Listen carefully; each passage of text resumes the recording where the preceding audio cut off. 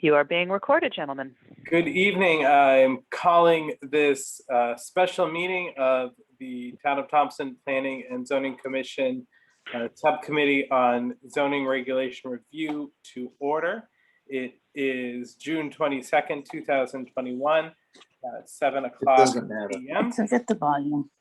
We'll begin with a roll call. Mr. Hill. Alvin Hill, present. Mr. Lenke. John B. Lenke, present. Mr. Santos. Ryan Santos, present. Mr. Krogel. Say your name, say Do you hear me? Present. Yes, thanks, Mike. And Joseph Brody Brown. And of course, we welcome Tira and Cindy as well. Item 2, continue discussion on the subdivision. On the zoning regulation suggested amendments. And Okay. There it is. Let me scroll to the top of the memo. And where is Dave Poplawski when we need him? Because more importantly, did you get his document? no. Yeah, that's what I was figuring why you wanted him. Yeah, I've seen this behavior. He didn't do the homework, so he skipped out on class. Yeah, I do not have a number to text him. Somebody called him or texted him yesterday. Of course, he came in right as that was happening, but if anybody has his number to text him, he is an actual shooter. So his input here is sought and desired. Well, we can start talking about you. Somebody's Thank got you. You got to have those numbers in front of you. Come on, lady. Well, the problem is that I've lost my remote connection to the office, so I emailed this stuff to myself at my personal account. I have to get my remote connection restored. Anyway, well, we'll start reading it and then stop as we go for comments and figure out what we want to do with this. Okay, suggested content for Article 5A, Section 9, shooting ranges, and this comes in response to several inquiries that both Cindy and I have fielded in the office, wondering what it would take to set up a personal shooting range. And full disclosure, I'm well out of my comfort zone here, but I did spend a few days trying to research this. May I interrupt you there, Miss Lady? He's signing in now. Thank you, Mr. Okay. I will see him when he signs in. I get a notifier on the screen. You're all set. All right, bye-bye. Okay. So we'll just start reading it. I'll just put him in when he comes in. A, intent. The regulations for the location and operation of shooting ranges are intended to create clear standards by which these uses may be pursued by landowners in Thompson, while also establishing standards to prevent physical harm that might inadvertently result from such use. B, general provisions. In districts where shooting ranges are an allowable use, a special permit shall be required as outlined in Article, doesn't need it out there, in Article 3A, Section 4C, and Article 3C. In addition to the requirements described in Article 3A, Section 4C, and Article 3C, a special permit application for a shooting range shall show A, the location of the backdrop and any additional bullet containment device, and shall include verification that the backdrop conforms to the standards set by the State Police of Connecticut in the form of a signed letter from the State Police. And Tira, I know you let him in, but sorry, just for the record, Dave Poplawski is present at 7:04 p.m. Very good. Tira. Thank you. I shall continue. B, the configuration of any bullet containment device. C, a narrative describing the planned measures for the management of lead on the site. 3, a shooting range shall follow guidance as outlined in Connecticut General Statutes, Chapter 92, Section 7-32K as amended, and Connecticut General Statutes, Chapter 442, Section 22A through 74A as amended. 4, any owner of real property upon which a shooting range is approved shall enter the location of such property on a list maintained by the town clerk, which shall include the name of the owner, the address of the subject property, the corresponding map, block, and lot number, and the owner's signature and date of entry. 5, the owner of a shooting range shall not allow the accumulation of lead, e.g. spent ammunition rounds, in the soils and water of Thompson.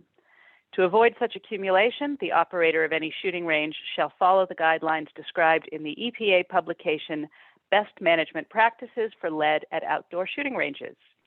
The owner of any shooting range shall agree to permit the town or other appropriate entities to conduct regular inspections of the site in order to ascertain that spent ammunition is regularly cleared from the site.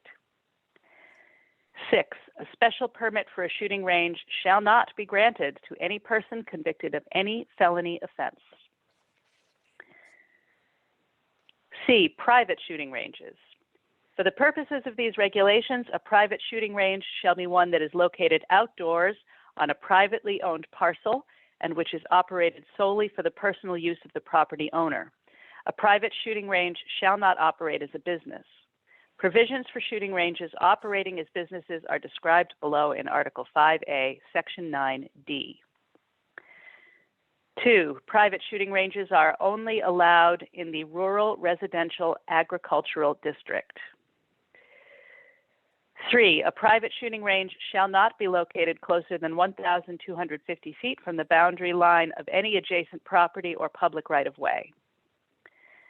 4, no private shooting range shall be permitted on a property that shares a boundary with any designated public recreation area. 5, the owner of the property on which a private shooting range is located shall post notice along all boundary lines of the property at intervals of 150 feet or at least once on any adjacent boundary line, whichever is the lesser interval. Such notice shall include the name and address of the property owner and the emergency phone numbers for the Thompson Emergency Medical Services and the Connecticut State Police. 6, a private shooting range shall only be in use during daylight hours or between the hours of 8 a.m. to 8 p.m., whichever period of daylight hours is shorter. D, commercial shooting ranges. 1, for the purposes of these regulations, a commercial shooting range shall include any shooting range operated as a for-profit business and shall also include privately operated clubs offering membership for dues, whether nonprofit or for-profit. 2, as a part of the special permit requirement described in Article 5A, Section 9B, 2C, the narrative shall use the template for an environmental stewardship plan for management of lead shot and bullets found in the EPA publication Best Management Practices for Lead at Outdoor Shooting Ranges. 3, a commercial shooting range shall only be allowed in the Business Development District. This, I think, actually might need to be changed. 4, in addition to the dimensional requirements found in Article 5A, Section 9C, 2 through 5, a commercial shooting range shall have a minimum 10 acres. 5, the hours of operation for a commercial shooting range shall be limited to 7 a.m. to 10 p.m. daily. 6, a commercial shooting range shall have an implemented safety plan that substantially includes but is not limited to the following items. A description of the range that stipulates how, when, why, and by whom the facility will be used. And B, the safety plan should divide rules and regulations into the categories of gun handling rules, general range rules, specific range rules, and administrative rules and regulations. Discuss. So by the way, I think I did a crackerjack job for somebody who is definitely on the non-firearms bearing spectrum. I'll second that. Yeah, you did good. So Dave, I'm actually, as you know, I'm going to lean heavily on you here as a sports shooter of record. And I have all kinds of notes that I have taken that I will share with everyone. Awesome. So, We thought you were gonna try to skip school tonight. no, I don't know what this computer problem is. It has a hard time starting up for some reason, so. So here, just under the B, the general provisions, is this related to public and private? Correct. General provisions is for all shooting ranges. Okay, all right. And so Valley Springs, Rod and Gun, they'd be grandfathered on all of this, correct? Correct. They're in existing use. Okay, all right. You want me to just keep going? Because I've got all my notes, Yeah. everything you read. Okay. So under general provisions, number 2, letter A. The only thing I questioned, I like the wording of it. The only thing I was questioning was will the state police sign a letter for I thought they wouldn't get involved when you had called them. I will admit that I wrote this so long ago that I don't know if I poached this or if I came up with this. So I'm just going to note here, confirm that the state police would provide. I just had a problem if they won't putting it in there that we require it. If something in fact. Right. It's a fair observation. I feel like I poached this from something, but I don't know that that's the case. Cindy, are you still there? Because I think Yes. Cindy had called this. You had I called had them called when the and topic first came up, right? Yeah, I had called them and they just said that they do what the backing. I didn't ask them anything about a signed letter or something, so I guess we would have to call them and confirm that they will do. But they did say that they would inspect, right? Yes, they did. Yes. Do you know anything different, So- Dave? No, I don't know about the inspection part of it. From what I read, and I may be getting confused on because I did a lot of research on it as well. I don't know if they'll inspect or not. If they do, then I think that's great. I just don't see them signing a letter, but if they, again, if they do, then. Hey, wouldn't they have to have some kind of form? I'm looking online just to see if there's like an application for them to come out. Okay. All right. If there's an application, at least there's some sort of form of communication, but I'm not finding anything real quick. Yeah, and honestly, there's not a lot within the state of Connecticut statutes that is anything to do with gun ranges or shooting ranges, private, public. I mean, there's. I was shocked at how difficult it was to find. Most of this information, I mean, there's some cobbled from the CGS, but most of this information is either from this publication, the EPA publication, Best Management Practices, blah, blah, blah, or there's actually I guess they're a sports shooting advocacy group based out of Newtown, and they had a guy there who was an instructor who was very, very helpful. I think he was the one who forwarded this to me, actually, and he may have forwarded me like I don't think it was an NRA document because I might have thrown up if I'd read that, but some other sort of shooters advocacy group document with recommendations for shooting ranges. So, something like that came into my hands from that guy. I probably still have it saved in my files, my e-files at the office. As to which of these things came from which document, I don't remember. I did this in March. But yeah, that's a fair point, Dave, that, we do need to verify if this is something that they would provide, or perhaps if we provided a form for them to sign off on, stating that it had been done. Maybe that's if they don't have one of their own. Yeah, I can't see them accepting that. Them issuing a letter almost is accepting liability if something were to happen that, that's where I was going with it. Well, any inspector who signs off is accepting that they have responsibility to sign off. I mean, that's true of a building official. It's true of a health department official. It's verifying that they have seen and acknowledged That it's meeting the all the. conditions. But yeah, that it's meeting standards, and I can't find any standards on backdrops. That's right. Yeah. I cannot find an application process at all for backdrop review. Yeah. Usually, well, if you look at a lot of, if I may interrupt, if you look at a lot of these public ranges and everything, their backdrop is a minimum of 10 feet. And it has to be somewhere at least better than 6 feet thick.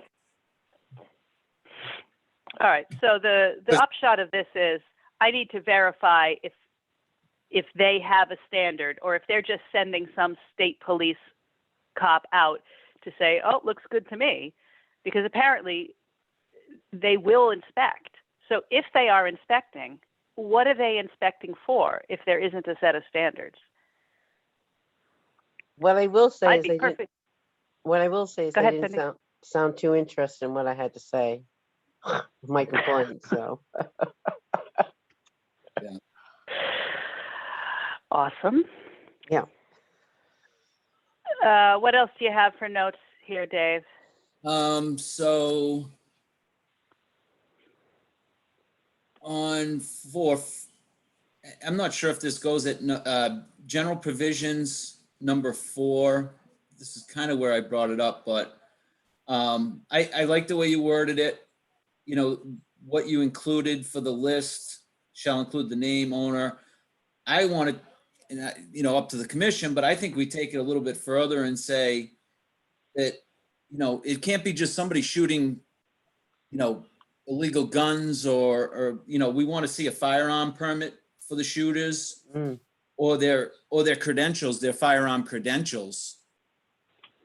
And that might be extreme, looking for everybody else's input, but I think that, you could have a family member, or you could have people over there that could be shooting semi-automatic, machine guns. It would wake up the neighborhood. What is the standard for ownership of, say, a handgun that never leaves the home, for home protection? I know these things vary widely by state. In the state of Connecticut, you must have a pistol permit, even if it's just in your own home always, right? Correct. Yep. Yeah, okay. Yeah, and that's for a pistol. I mean, I'm saying a firearm permit, pistol permit, hunting license number, something that ties that's a for a hunting license, you have to pass a hunter safety course.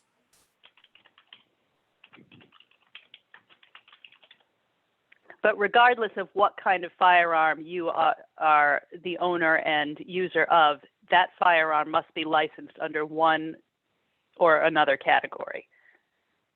Yes, Or the owner must be licensed for the firearm under one or another category. that's correct. So, sorry, Dave, are you suggesting that on the list that's filed with the town clerk, there should be some sort of Yes. okay, yeah. So then my question is, and hold on.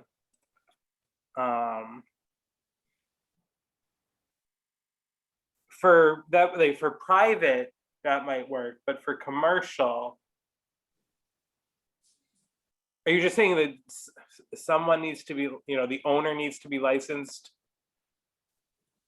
You're right, Joe. I was thinking more private. Yeah, so I wonder how we get because I think it's a good intention. I like the intent. How do we get it in a way that makes sense? I mean, Well, if- I don't think that Possible. I don't think that renders this as not practical in terms of the registration of the owner of the range. That owner still should be a licensed firearms user. In the case of a commercial shooting range or sporting club, there's an understanding that there's more than one user. Yeah, but was Dave also trying? But in both cases, they're owned by somebody, and that owner should be a licensed firearms holder. Yeah, and were you also looking to make sure we had some sort of grasp on the guns that were being used, Dave?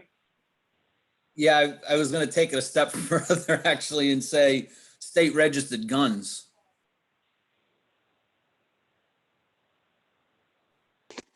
And, so for what I looked at, all of this is legal. We can, as a planning and zoning commission, this is all legal for us to set standards for, as long as we don't cross the path of limiting hunting or anything like that. That's where you get into judicial problems. But as far as, limiting what people can do, and I'm a hunter, I'm a gun owner, I'm everything. So I don't think that's unrealistic. So what you're saying, David, is that you want whoever's using a firearm, whether it's commercial or private property, has to show proof of license of that firearm. At least being able to, yes, at least to be a gun owner. So what you're saying, So maybe Dave, maybe what this means is, give me 1 second, John, and then you can come in. yeah, That go we ahead. add under private shooting ranges specifically the registration numbers for firearms in the home, essentially. Or being used at it. What I'm thinking is family members could be coming in with guns. You could have, different people coming to that private property to shoot their guns. Could be from Massachusetts, could be from Rhode Island. They may have to show a license if they have that, they're licensed to have that gun. Yep, they have their license. You have their license, either hunting license number or Right. firearm credentials. If I may, Go I ahead, think Mike. And then I think John had something too. all right, go ahead, John. Oh, I was just gonna hit Dave up. Like you say, I've got people that wanna cross my property to go down behind me on the government land here, the Thompson, the river land to hunt. And one, they gotta be licensed legally by the state of Connecticut. Two, they gotta get a permit from the Army Corps of Engineers down at the West Thompson Dam. And then you gotta get, to hunt whatever, time of the year, you're hunting turkey, the good old, deer and everything and all that stuff, but you still need a license. You gotta have a registered firearm. So in all due respect, it doesn't matter if it's private or public, you still need to be a registered firearm. So Dave, you got everything pretty well covered. It's just that now how do we want to make it so it, with private, you still have to have a permit to carry a gun on the road especially if you go interstate. Like you said, coming from Massachusetts or Rhode Island or whatever, you have to be registered. Mike, what did you have? Maybe I'm wrong, confusing things here, but we are talking about the specifications of the range at this moment, not who can shoot at the range. I mean, the ground rules, excuse me, the specifications of the shooting range has to meet the setbacks, and everything else, so many feet away from the other property and all that, not who is shooting there at this moment. If I was to have a gun and I don't know, my cousin came over and I allowed him to use it, I'm still going to be responsible for the safety of that gun, whether he is licensed or not. I am kind of thinking about an enforceability issue in terms of the enforcement agent of the Planning and Zoning Commission is the ZEO. And I don't think that the ZEO should have the expectation of going to inspect people's licenses. Licensure, yeah. And the only reason I bring it up is because I like where it is, Mike, in general provisions. And we're already asking them, if you want a permit for private land or a shooting range, public or private, we need the address of the property, we need the property Mhm. owner, we need the map, the block, the lot, owner's signature. We're already asking for all of that. So if Cindy or someone has to investigate, well, boom, we've got someone's license number right there too. The license number of the operator of the shooting range. Correct. In the least. Yeah, in the least. Yes, and I agree with that, but I'm just saying if my cousin comes over and I say, hey, let's go in back and shoot a little bit. And he's not licensed, I mean, I'm taking that, it's like a driver's permit, you're taking the responsibility upon yourself if you go out to teach somebody how to drive, Good point. or a learner's permit, I mean, you know. If you take your cousin out on the road to teach him how to drive, he's driving under your license. Technically. That would be the same thing with the shooting range. You raised a good point. You know what might have steered me was I read about that in Massachusetts, there was an 8-year-old boy and shot himself with a gun, not licensed, obviously 8-year-old, not licensed, but letting him shoot a gun Mhm. at a rod and gun club. So maybe I took it a little extreme, but I don't. It's the frame of the mind I was in when I was doing my research. So that's why I went with everyone. Yeah, I think probably most of us agree with the principle of what you're saying, but in terms of the practicalities of the enforceability by the zoning enforcement officer, right? Because the zoning enforcement officer is the enforcer of the regulations, that we should be a little cautious about adding things in there that legally a neighbor would have the right to say, I want the zoning enforcement officer out here to check the licenses of those users, which as soon as we write that in there, that becomes something that is an expectation for her, as opposed to if somebody calls town hall and says, I'm concerned that the people shooting here aren't licensed, then we can say accurately, you should call the state police. Correct. I would be cautious about putting that burden on Cindy or someone else in that position. Well, just to take it one step further with you, if there's a fatality on that piece of property, who's the one that's gonna show up to investigate it? The state police. State police. Yeah, not Cindy. So, not Cindy. And who's no, going to no. be sued? The owner of the But- property anyways. But the point, it comes down to one thing, is if there is some type of fatality, guy gets shot, and I mean, he didn't die or anything, or the person did die for whatever reason, the police are gonna be called in to investigate. So the CEO should have nothing to do with that. Only thing is maybe, and like Dave says, okay, let's put it as a facility, is it gonna be meet the requirements that the neighbor on the right or the left or 1,500 Behind. yards away, there is plenty of room so that wouldn't go beyond it. The backdrop is the key. That is the key out of the whole thing. Right.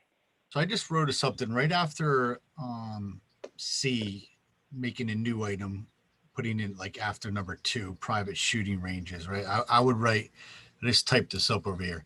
In addition to the general provisions relating to the town clerk reporting, the owner of the private shooting range shall provide their respective gun licensing, their listing of registered weapons, shall be responsible for visiting members and have copies of their respective license data available upon request. That makes perfect sense. Okay, slower for me, Brian. Sounds good. So I said, in addition, and are you typing over there? Okay, there. In addition to the general provision, all right, in addition to general provisions relating to town clerk reporting, the owner of the private shooting range shall provide their respective gun licensing,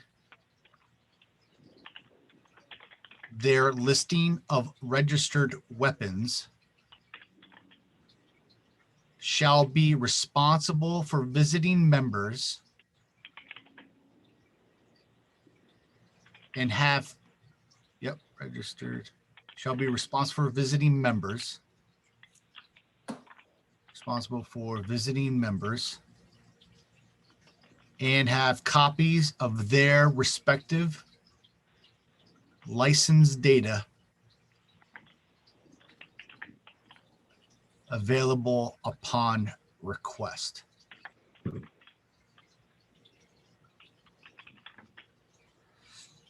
So if Cindy shows up or somebody else says, we have the right to say, all right, give me your firearm license. List.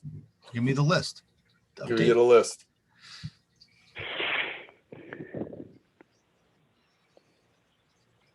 Okay, I can monkey around with that. Yeah. Just quickly throw it up, but that's kind of the general intent, I guess. Thank you, Brian. That's Yeah. exactly what I was gonna say. Perfect. Really? Exactly? Exactly. Exactly. I'll bring you up to speed on the solar lights I recommended last night, because I said exactly what you'd say on solar lights. Thank you very much, sir. It's a team effort. It's a team effort, Poplawski. Team effort. Great minds. Okay, so I've got that as an addition here. What else did you have, Dave? You said you had a bunch of notes. Yeah, so private range, C, number 3. So, and maybe I'm just not clear. Private shooting range shall not be located closer than 1,250 feet from the boundary line of any adjacent property or public right of way. So I just noted 500 feet from a building. That's what the hunting regulation is, but you're 1,250 feet away from any boundary line. So that's going to put it, actually it wouldn't, because if you were at a street, you could have a house closer to across the street, closer than 500 feet. So should we add 500 feet from a building? Additional to the 1,250 from boundary lines. What I'm thinking is you have a house, you know, your parcel's on the east side of the street. You could have a house closer than 500 feet on the west side of the street. So you're talking 1750. Well, a minimum of, well, if the 500 feet would apply if the boundary line, if the building isn't close to a boundary line, right? Because you could have the street dissecting boundary lines. Yeah, but your front property is a boundary line, so you've got more than 500 feet.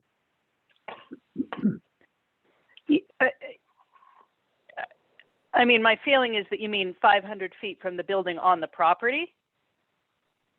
Yeah, any Adjacent building. property. From any building. So that takes care of buildings on the property. And then the 1,200 feet from any boundary line or public right of way, which would be the street. Yeah. Obviously, that's much more than 500 feet. So that covers your neighbors. And I'll be frank, I chose this number somewhat randomly, although not entirely randomly. That is the distance that we demand from boundary lines for adult entertainment. I figure if, you don't want to be closer than 1,200 feet for a moral hazard, then a physical hazard certainly qualifies. Well said. Moral hazard. I'm going to name my next cat Moral Hazard. That was really good right there. I like that. I can just see you calling that cat too, and everybody standing there listening to you. It does cause some confusion when we post pictures of our cat named Free Kitten. The other thing I had in that section, well, for that number 3, was for hunting, it's a 10-acre minimum to shoot rifles, shotguns. So Even on your own property. even on your own property. So hunting with a gun is 10 acres minimum. What? So I don't know if you want to, Yeah, that's correct. I'm pretty sure, Dave, you're pretty correct on that, because my neighbor had 55 acres across the street from me before he sold. Some of it was sold, and he would let people hunt there, and they have to hunt, and they have to. I think it's 300 feet or 400 feet from the boundary line from the road, shooting away from wherever there is a house, on the opposite side. So you So can we only did have a 10-acre minimum. I did include that Yep. in Yeah. commercial ranges. So if it's Yeah, going to be that's both, then that would go up into general provisions, which is fine. I'm fine with having 10 acres if that's what the norm is. I think, yeah, that's what the hunting regulation is. I mean, if you're gonna be shooting a deer or hunting, it's a 10-acre minimum, state law.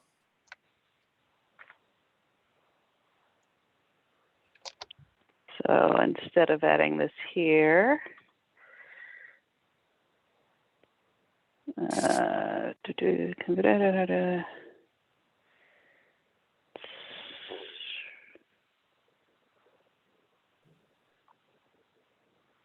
where would that make sense?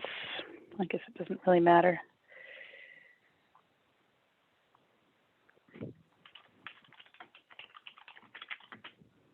Does it by chance? I don't know all those articles that you're saying. Does it say that already somewhere, like CGS chapter 442 section 22? I don't know what those sections say. Where it says I'm shooting sure range at the shall follow time I looked at guidelines. them. Yeah, you might say it already, but saying it again, I guess, is all right. Yeah, I didn't look at those either, Brian. Like I said earlier, when I looked at this stuff, I looked at it in March. So if Yeah. it's here, I'm pretty confident that I verified to make sure that was correct. I spent a lot of time on this over a couple of days when I was first writing it. So Yeah. I feel reasonably confident in saying I probably looked to make sure that was correct. But I can check again, obviously, before we publish this in any way. What else you got, Dave? So number 5, this one I was stuck on. I wasn't sure. So, I like the posting of the property. The intervals of 150 feet.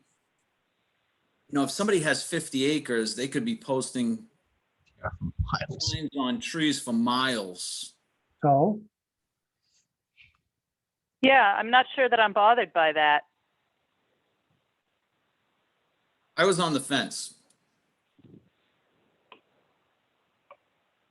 Is that 150 taken from somewhere by any chance? Well, I have no idea. yeah, our frontage requirement is 150 feet, right? So once on your front line, and then, however long your back lines are, every 150 feet.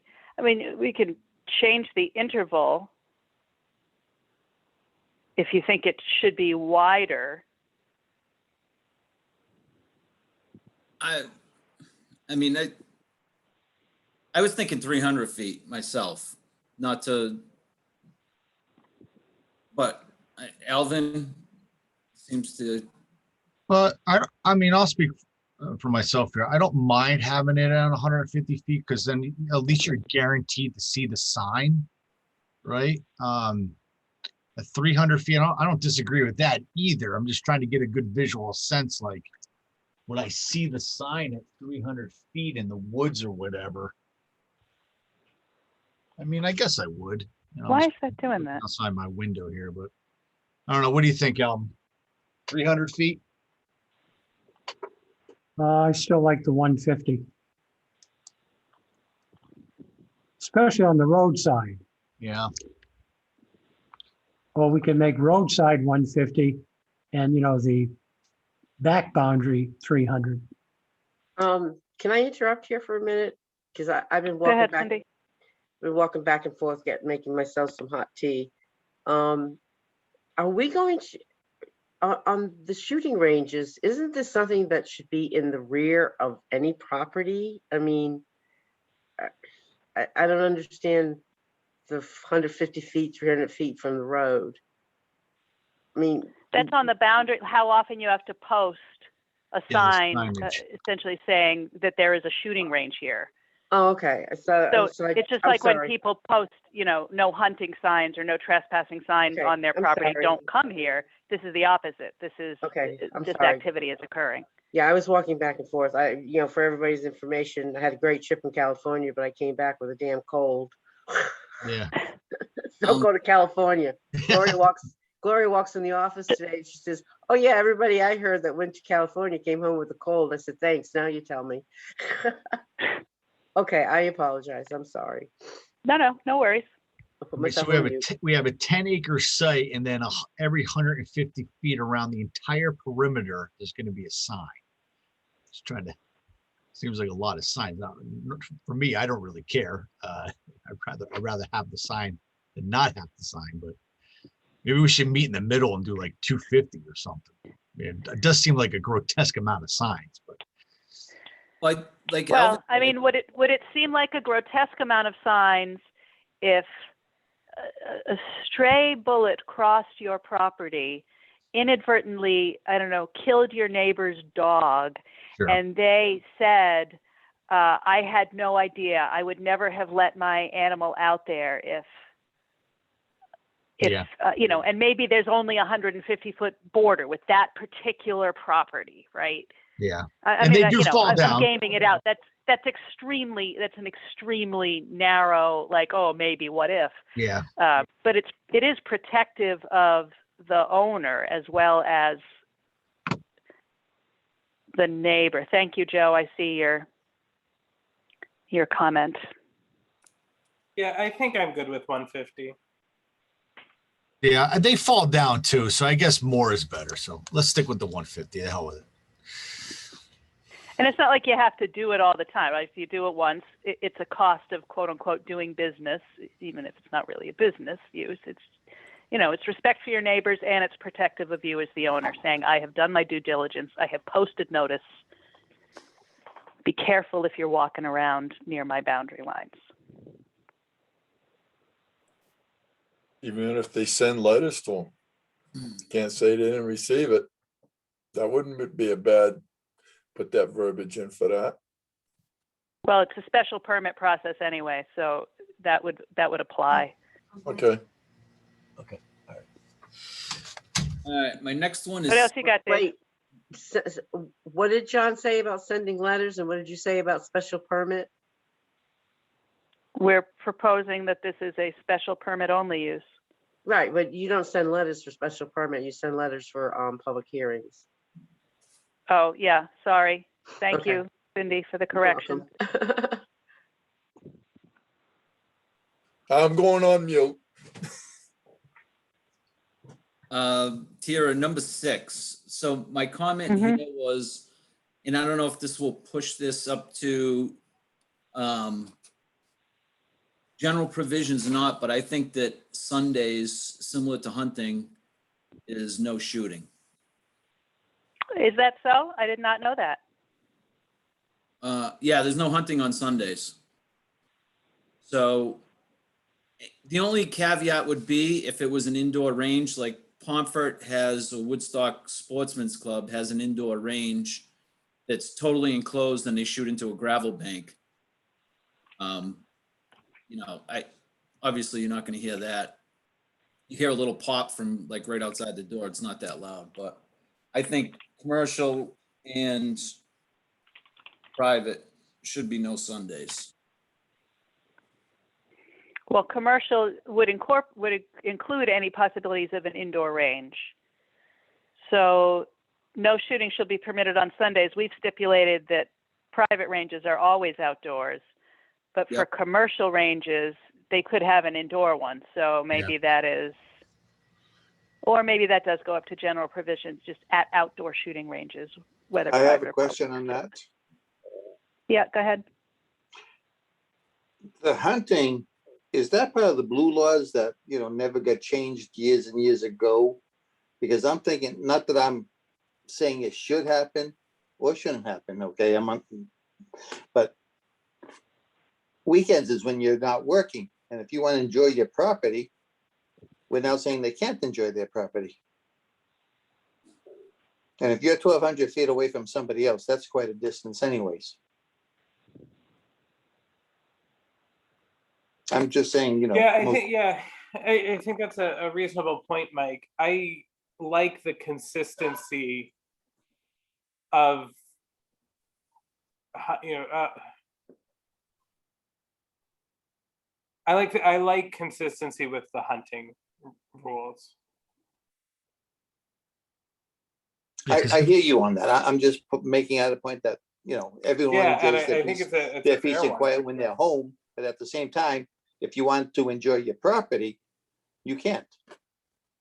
That's But why that those, hunting rule that's why those applies on your own catch-22s. property as well, right, Dave? It does.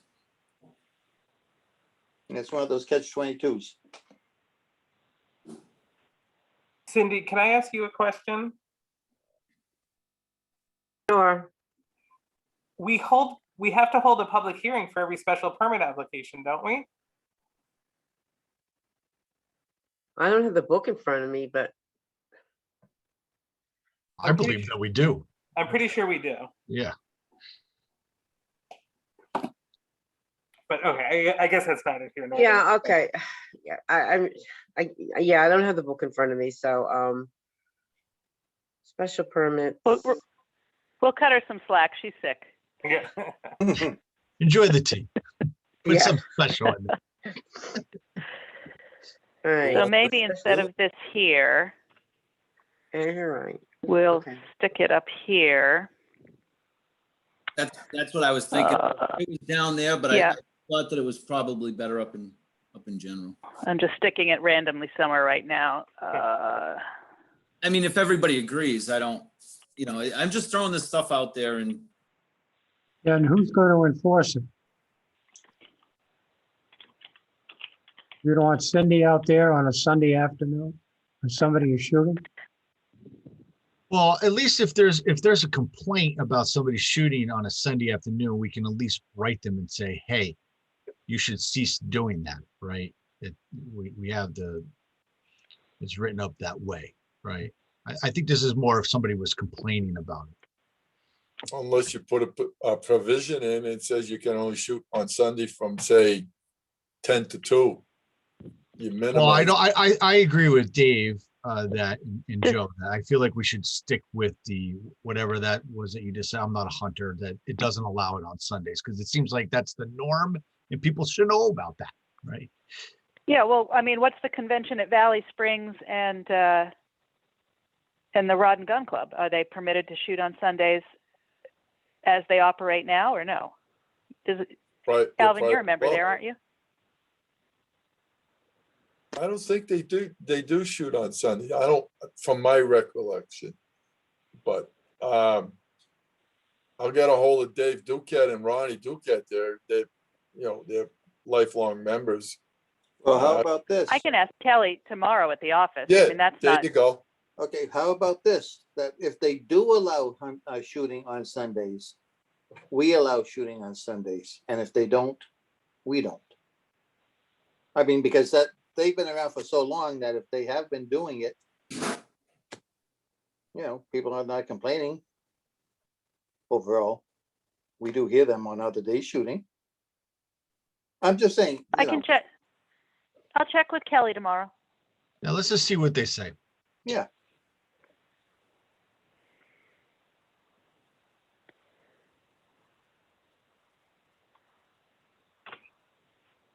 I probably wouldn't want it next door to me. I know that, but that's not the Yeah. point.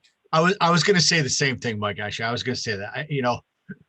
Take it from my perspective. Maybe I don't want my neighbor shooting Saturdays and Sundays every Saturday and Sunday. I wouldn't mind just one day of the two, right? Yeah. So. I mean, we limit the race cars at Thompson Speedway on Sundays, so it's not like there's, it's like there's not limitations, right? There's limitations on Yeah. Sundays. So. Yeah. Yeah. I know, it is a strange thing in a purportedly secular society, right? What is special about Sunday? Right. But it's just setting a day aside, and Sunday happens to be the convention. Sunday's my day. I usually pray for Lanky that everything's good. So I want to make sure it's quiet that day. You don't have Pray to for Lanky Day. Trust Me and the guy upstairs, we're tight. I'm gonna live to be 151, 1 year longer than I sit there most. like this for you on Sunday, John. Yeah, okay. Hey, I'm pretty sure I'm the only person Like, on this you really call who go every actually went to Sunday. divinity school, so I could tell you that I have no special relationship. All right, Dave, what else you got? I just want to get you out on the golf course. That's all I care about. Thank you, John. I had the same comment as you with the commercial shooting. All right, so commercial shooting range is D, number 3, only allowed in the business development district. I didn't understand that. Yeah, how many of those really have 10 acres? In the 10 acre. Yeah, I can tell you exactly what I was thinking of. I was thinking of something like what you're suggesting in Pomfret, an enclosed shooting range. Like, where do you really want to locate a business like that? And in as far as it is the district which has the least residential adjacent properties. I mean, you can have a residence in the business development district, but the least likelihood of residential neighbors. That's exactly what I was thinking. But you know, the 10-acre requirements, maybe not. You know, or I was thinking of like that industrial park that isn't being used for anything, right? Which I think, did we give that a business development district? We might have not even given that the business development district. You know, I'm thinking about those large parcels that, you know, people are thinking about for industrial or commercial uses, but maybe not. As I was looking at it, it didn't seem as logical as it did. Yeah, I was just my comment was, shall have a minimum of 10 acres, comma, unless indoors. Yeah. Yeah, that's what I had. Inside, not 10 acres. Yeah. I mean, they might want to put it in the mill restoration, you know, Exactly. the 55 and over. They might want to have, you know, people might want to go from the tap room over to the shooting range. Who knows? Well, you Well, know, at least we'll give them you that can throw option. axes at a bar. I was just gonna say, stop for axe throwing on the way. Right up your alley. Shades requirements for indoor shooting ranges. Okay, speaking of districts, so what districts are we going to allow shooting ranges in, or are you limiting it by acreage of a piece of property? Well, for the private, we are limiting it to the RRAD, so you couldn't Okay. have it, you know, on Main Street, Okay, right? Of course, there's nothing of 10 acres in that district anyway. So we could say, you know, RRAD or business development district, or take it out entirely. where does it say the district for private shooting range? It's what's on the screen right now. It's under No, the it's private D3. one. Tira, the private one above. It says our residential. It says the first thing there. It's right, number 2, Cindy. It says the private shooting ranges are only allowed in the rural yeah. residential agricultural district. Okay, all right. Just wanted to make sure. Yep.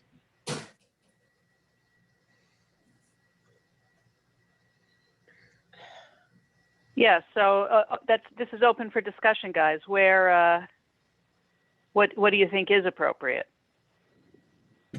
Enclosed. Well, I think I'm in agreement to leave it in the business development district. Now I'm going to put an asterisk next to that because I just don't know what is the scalability of that. Like, is it really, you know, how big is that? How many of these would be allowed in that area? You know, knowing that it's 10 acres or have it indoors. I don't know, but I would like to keep it in that area. I don't think we should open it up to the RRAD. Okay. I would agree with that. I think, Brian.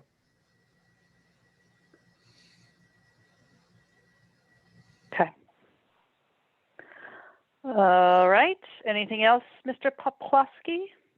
That was all I had. Okay, does anybody else have anything else on this section before we move forward with the rest of this memo? Which is a 13-page memo, by the way. What? Cindy, A lot of it probably will not, a lot of it will probably not require this much discussion. I mean, this Yeah, is this a is brand very new good. set of regulations. Right. Well, that's the other thing, you know, so all these people who are shooting don't even know these regulations exist, and, you know, that's gonna be the challenge. Well, that's where the website and your newsletter comes in handy. An article can be written about it. That's true. And it really becomes, it's most relevant for people who are applying to do it, right? Because we've had all those inquiries and we did have a little flurry of them. You know, and we didn't have a response. Yeah, and we didn't have a response. So this allows us to have a response. You know, and like it says in the intent, you know, this is the balance. It's a use, it's a legal use. This is the way in which we feel it protects everybody's interests. Right. I have a random question. So we've been talking and hearing about the paintball on Hagstrom Road. So I was wondering if it was going to be you or Lenke who raised this. well, I'm I just was reading. waiting. I'm just reading the add to definitions where it says black powder weapons, archery, air rifles, right, and various other names there. Sport, similar sport shooting. So if it's under, if they're classifying it as private, and though it's not a quote unquote business, even though I think that it is a business there on Hagstrom Road. But are we giving them an out to say, yeah, this is a private shooting range? Well, if it's private, I mean, they're definitely not regardless holding of- to all those things that we just outlined there. So yeah. So regardless of how they're operating, I don't think they have 10 acres. First No, of oh, all. yeah, they don't. don't. That's right. No. They don't have 10 acres. That's a good point. And they don't have 1,250 feet from any boundary line. I mean, they're up. There you against go. three, you know, so. Yeah. Okay, very good. I just wanted to talk But about it real quick. But like Brian just brought out is, yes, that was the whole concern is if you would have looked at it quite a few times, I've been there so many times, they were so close. And, you know, a air rifle or whatever, and especially at a paintball, and like I said, I did my homework on that. I checked that. I'll tell you what, but paintball has a velocity to cover, it can cover anywhere from 50 to 100 yards in X amount. I mean, you need that 10 acres, you know, to put it in the middle, or so to speak. I Yeah. think it was inappropriate, but Yeah, I like adding paintball as my point. Even Yep, though I would consider it agree. an air rifle. I don't know what an air rifle really is. So I'm not going to sit here and pretend that I do. well, basically, Brian, your paintball rifle or gun is air powered, or some of them are mechanical air powered, where if they want to modify them, they can go a little Yeah. more distance and all that stuff. And the netting, the backdrop netting for that has to be less than a half an inch square holes. Yeah. Because Yeah. your paintball is around 13 millimeter in diameter. So it has a better chance of going through something that's 1 inch square. Then that's where the problem was. Okay. Very good. So are we otherwise, if we add paintball, just to make it even more clear after air rifles or whatever, are we happy with this definition? Shooting range, also firing range or range, an area designed and operated primarily for persons using or discharging rifles, shotguns, pistols, revolvers, or black powder weapons, archery, air rifles, paintball, silhouettes. I don't know what silhouettes. Yeah. Well, Can somebody, what skeet is ranges. this silhouette? I don't even know. I know what weapon- a silhouette is, but it's not something that you fire. It's something you fire at. So I Oh, don't okay. really. Okay. So I might take this out. But in fact, I think I probably copied that from something and just didn't notice it. Skeet ranges, trap ranges, or any other similar sport shooting. Sounds Do we good to generally me. like that? We could say air powered projectiles. And that would cover paintball as well as BB guns. Oh, yeah. Or pellet guns. pellet guns, Yeah, say that again, Alvin. So that was good. I like that one. air-powered projectiles. So I'm sorry, I think silhouettes goes with skeet ranges and trap ranges, right? I think what the thing is, there's two different lists, right? There's a list of equipment you could shoot, and there's a list of what you would shoot at, right? Yeah, silhouettes are like the, target of a deer or, silhouette of a, Oh, I see. I see. So Is it's that Except if you look at the sentence, an area designed and operated primarily for persons using or discharging. Well, I guess using silhouettes. Okay. All right. Sure. Well, Sure. yeah, I mean, I think it probably still needs to be reworded, but I don't think drop it. I think it ties to skeet ranges and trap ranges, right? Because those aren't weapons themselves either, right? No, the skeet is. Correct. it's- Skeets are things that you shoot at. They're just is Right. that, Clay forgive pigeon my thing. ignorance here. Is that clay pigeon? Is that Yeah. are they the Same same? thing. That's Yep. trap shooting. That's trap It's shooting. trap shooting, yeah. Okay. Pull and you shoot. You got that, Okay. Brian? Got it. I suck I'll at it, fix but it. I got it. Yeah. Okay, here's one we've gone back and forth over. Suggested amendment to dimensional requirements, all districts. Accessory structures to the primary building greater than 200 square foot floor area. So right now we have the not applicable 2020. So this is the modification that I have try to get around this thing that we keep butting up against. When the application is for new construction of the primary structure, the setback for an accessory structure shall equal to or exceed that of the primary structure. Where there is an existing primary structure, the commission may waive the front setback requirement based on the physical characteristics of the site. That to me seemed like a good compromise that got to the purpose that it appeared you guys were after by setting that greater than or equal to. Yeah, I like that. But still sidestepping the fact that there's people whose houses have been built for forever instead of making them go for a variance every time. I think that works. Seems to make sense to me.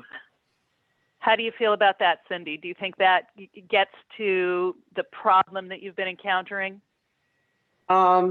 Yeah, the variances that we've had to have so far, it does.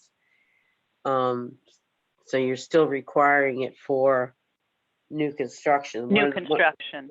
Yeah, one of the issues was new construction because of the septic system not being able to put. So in that case, they might still have to go for a variance if Okay, the all right. location of the septic requires it. Okay, But you'd have to assume that would be exceptional, that absolutely qualifies for what a variance is meant for. right, okay, yeah. Can I ask a different question? Mhm. If the accessory structure is connected to the primary by, let's just say, a breezeway, a roof connection, is it still considered an accessory structure? I don't think the building office considers that an accessory structure. Alvin might be able to answer that better than me. If it's a heated environment, yes. All right, if it's open, it's just a breezeway where it has no walls. It just has like a deck floor and a roof, just to give an example. Right. so it's tied in. It's tied in. So I just, Yeah, it's attached to. yeah. I wish we would use the word floor area. It really should be footprint, not floor area. That means the interior. The building code says footprint. Ah, That's a 10 Interesting. by 10 or 10 by 20. Footprint, not floor area. interesting. And if it's only 200 square feet, is it really like, do we really need to have 20 feet off the side? It's greater than Greater 200 than. square feet. For less than or equal to, it's 5 So feet. this is, yeah, so it's, okay. let's just say it's 201, just for argument's sake. So they need to keep Right. it 20 feet off the side setback and the rear. The reason that 200 is there, Brian, 200 footprint, you do not need a building permit Sure. for a structure that's 200 square foot footprint. Yep. Understood completely. Understood.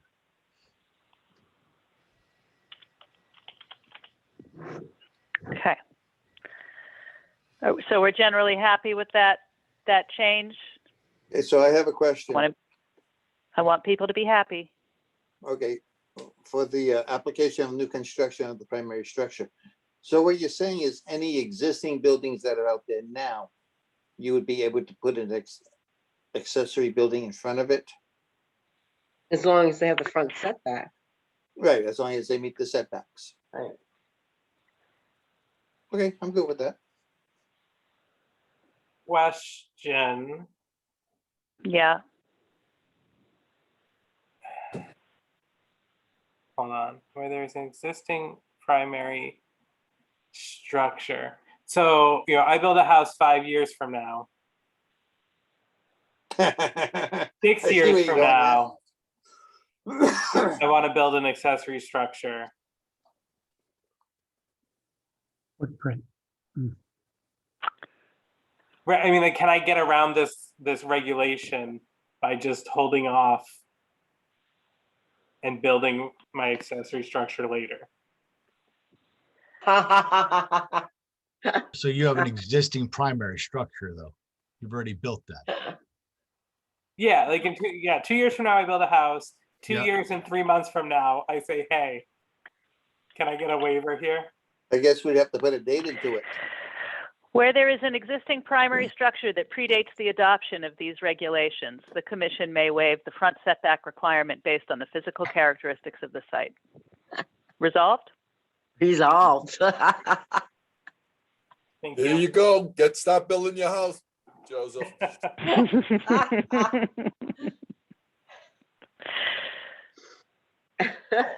Yeah, let me get it up real quick before we vote on that amendment.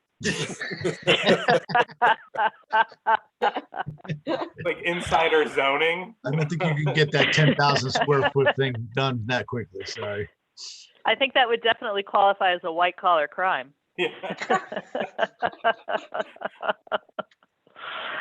Okay, into the tables of permitted uses.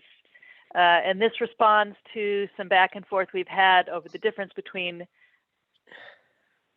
livestock agriculture and non-livestock agriculture. I am suggesting, based on commentary that we've had, that non-livestock agriculture shall always be a simple zoning permit, as we have stated, and that agriculture involving livestock shall be site plan review by the commission, just to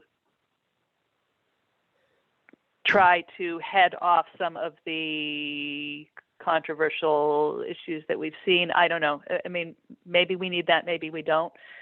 So, But it did seem like there was.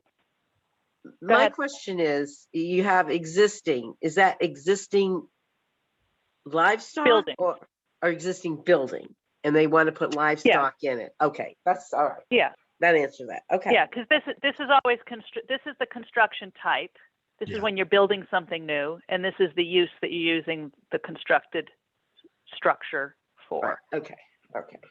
Can I go back to the other one with the accessory structure real quick? I'm so sorry.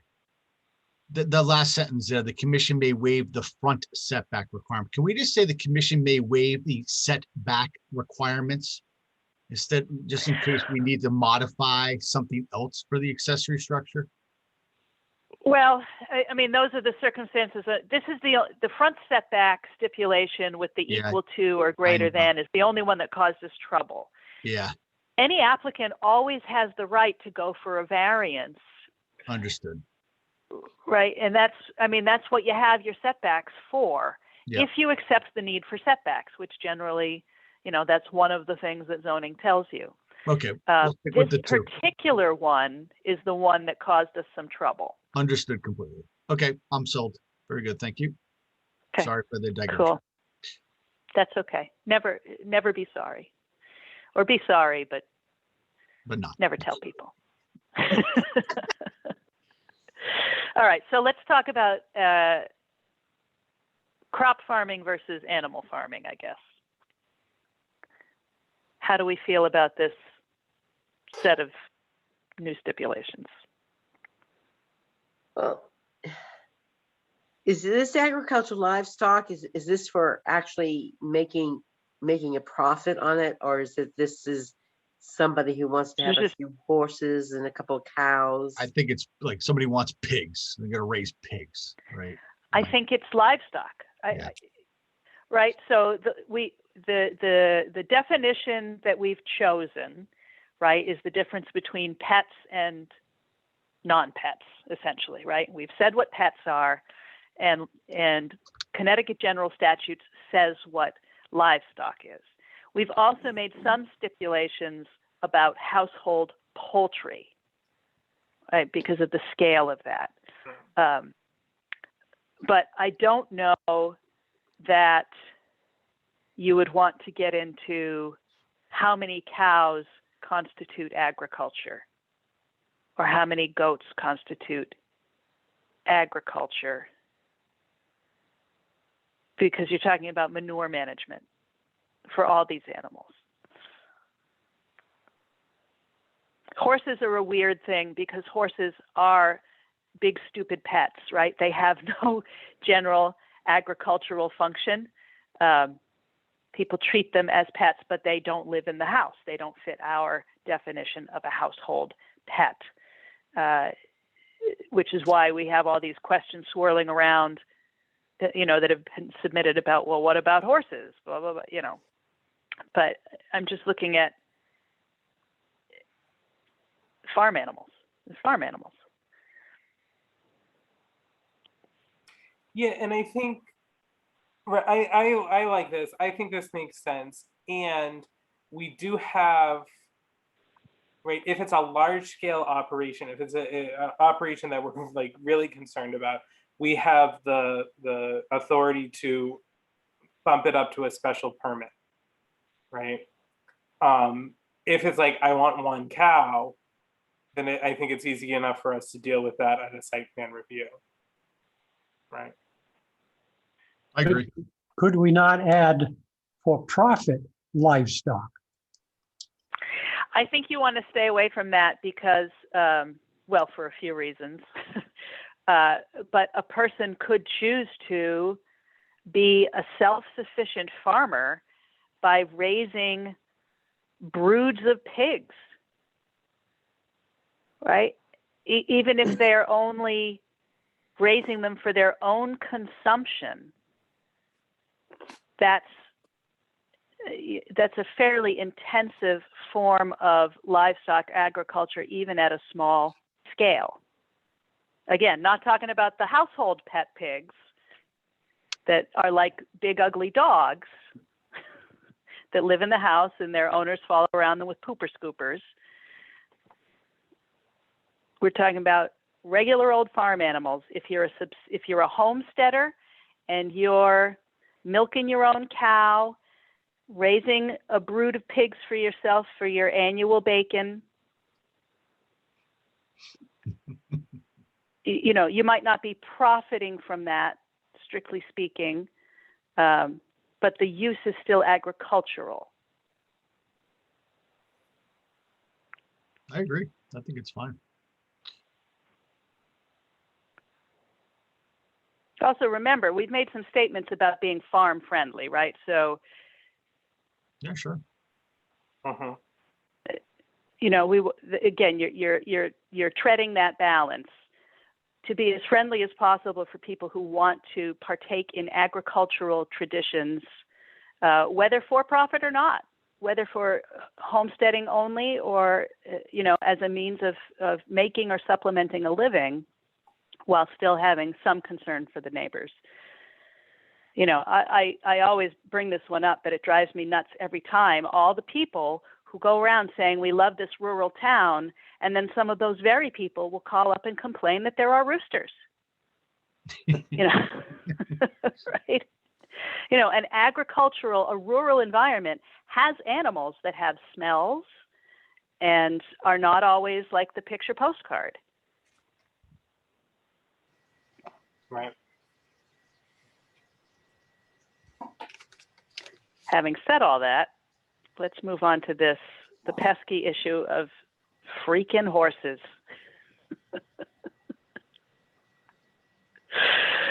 What do you got against horses? I have actually nothing against horses. They're beautiful animals. As long as you don't own one. I myself do not really believe that horses in the 21st century generally represent agriculture. I believe they are a form of pet, but that's neither here nor there, I suppose, in this conversation. All right, so we're moving now on to some of the notes between Cindy and Donna from the original memo. I'll be right back, I think guys. this is one of. I'm gonna run upstairs real quick. You gonna go take your horse out? Yeah. If it's named Gabby Santos, my daughter, yeah, that's my horse. Yeah. All right, so these are Cindy's notes. Amended regulations do not address riding stables, academies, or boarding stables for 5 or more horses, which was previously addressed in the 7th edition, the 2012 regs. Amended regulations address this topic, referencing state statutes. I'm actually not sure I'm following that. Maybe Cindy, you want it, or are you just too tired to bring your comments up on your own?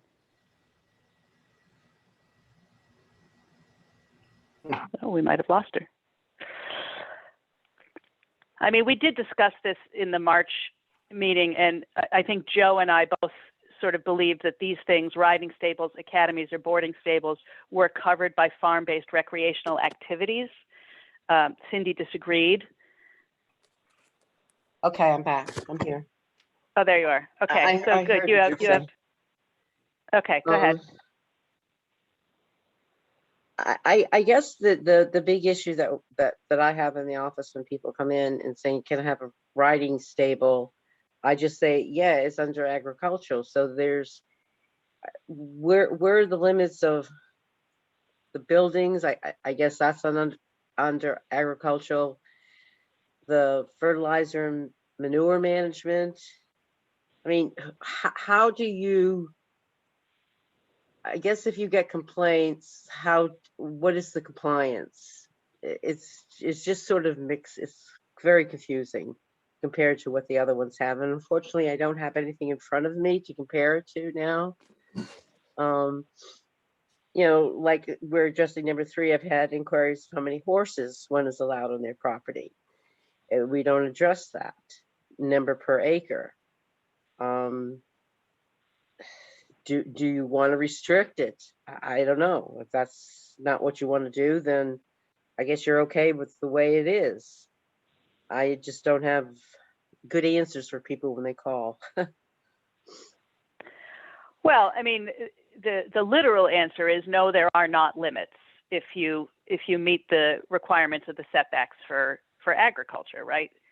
Other than that, you know, have at it. Now, the open question is that sufficient? And as we raised in the last one, when I put all that stuff together, the guidance document I was using was the one published by Connecticut RC&D, Right. which is an agricultural advocacy group Right. made up of people who are not just farmers, but also land use planners. I mean, John Guskowski, one of my predecessors, is the president of their board. I'm actually an at-large member of that council now. Gene Davis, who is their executive director, is also a land use planner. Joan Nichols from the Connecticut Farm Bureau. They all consulted on that document, and that was their best practices. So my inclination is not to say, well, we know better than the real farmers, right? But not just farmers who are land use experts. I'm inclined to take that very seriously. Now, that doesn't mean that there isn't some wiggle room there, maybe specifically to horses, although I don't know why we would want to add acreage limitations for horses if they're not particularly recommended by this group of advocacy experts at Connecticut RC&D. However, I believe I do have a follow-up comment here. Guidance document recommends against setting specific animal density limits in municipal regulations. That document specifically recommends the use of setbacks and buffers as controlling measures within zoning. That's what we did. But there's your however. However, it does suggest that site plan review for livestock within residential areas may be appropriate. So that's why I added that to the table of uses. And then, but there's still the, I mean, I guess I don't understand why the answer to people is if you fit the setbacks, you can have as many horses as you want to have, doesn't work. If it's horses for your personal use, it's horses for your personal use. What are you going to have? 2, 3, maybe 4? If you want a riding stable, you can't really have a riding stable on a small property because it doesn't, you can't physically do it. There's no practical way for you to do it. So you would be a bad business owner to propose that business there because you wouldn't have the room to make it happen for practical purposes. But zoning doesn't need to come into that as long as we have established that if you're going to have the animals and the shelters for the animals, you have to leave this much room for your neighbors so they don't have to see it or smell it quite as closely. You have a minimum acreage, right? I think that was at the beginning. Is there a minimum acreage to have horses? There is no minimum acreage other than, whatever the setbacks and the limitations of your property require. If you can't meet the setbacks, then you can't have the animals.